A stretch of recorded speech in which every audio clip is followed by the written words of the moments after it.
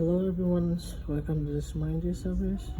This is a review videos after customer sent us to fix the machine.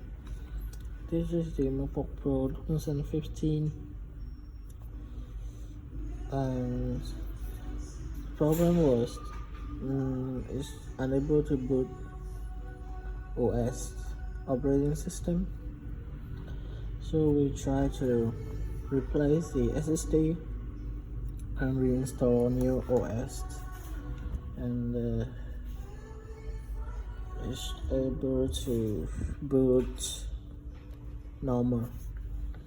So I'll let you know that if you have a MacBook unable to boot to operating systems, feel free to